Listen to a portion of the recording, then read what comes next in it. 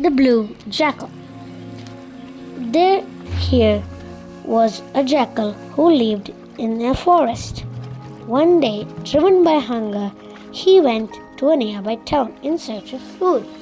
When a group of dogs saw him, they started chasing him. The jackal fled in panic and entered the house of a washerman. Here, the jackal hid in a tub full of indigo dye used for coloring the clothes.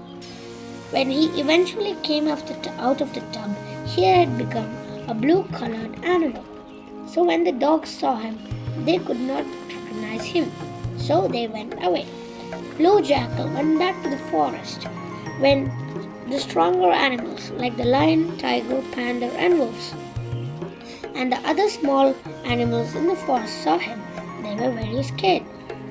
They ran in all directions to save themselves.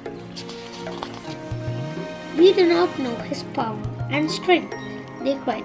It's better that we keep a distance from him. Haven't our elders warned us not to trust him? Whose conduct, caste, and courage are not known. The blue jackal saw them running away and asked, Why do you run away like that? There is nothing to fear. I am a special creation of God. He had told me that the animals here had no ruler and that was nominating me as your king. He told me to rule over you. You shall now live in safety under my protection. All the animals in the forest accepted him as their king. He in turn appointed the lion as a minister, the tiger as his guard, and the wolf as his gatekeeper. After distributing offices to the animals, the new king banished all the jackals from the forest. The lion, tiger, and wolf killed other animals and brought them as food for the new king. Taking his share, the blue jackal would distribute the rest of the kill among his subjects.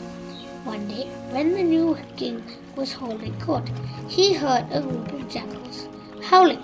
Thrilled by the sound of his presence, the blue jackal responded in his natural voice.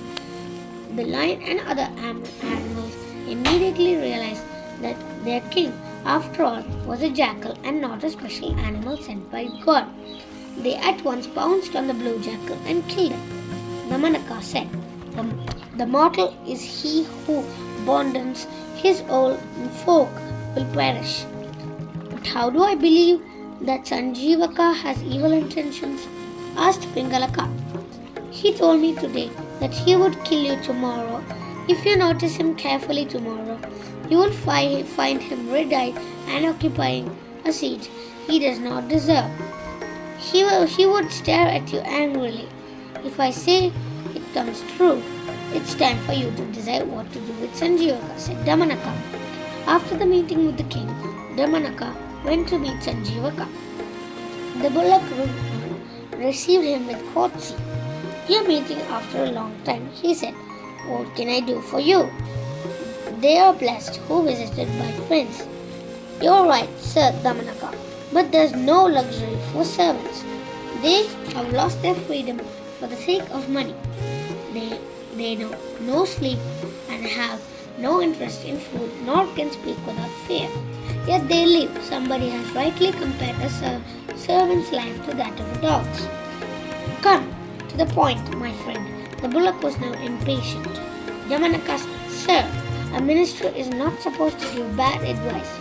He cannot also disclose royal secrets, and if he does, he'll go to hell after his death.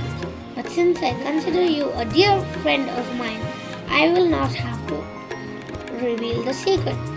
Also, it was on my suggestion that you took up the service in the royal household. Pingalaka has evil designs on you. When we were alone, he told me that he would kill you and bring happiness to everyone in the forest. I told the king that this was like stabbing a friend in the back, Damanaka continued. The king was angry and said that you were a vegetarian and he lived on meat. Hence, there was a natural discord between you and him. This was enough the reason for him to kill you. This is a secret I have to keep myself for a long time. It's now for you to what to do you think is right.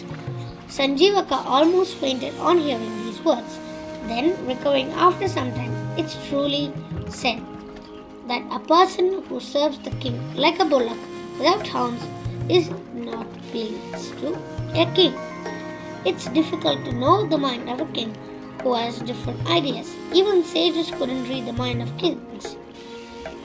I think some servants are jealous of my friendship with the king and must have poisoned his mind.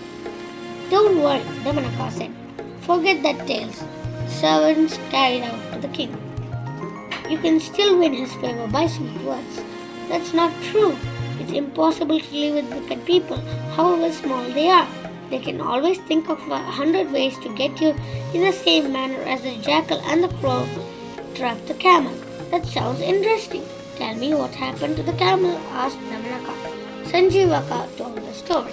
And that's all for today. Thank you.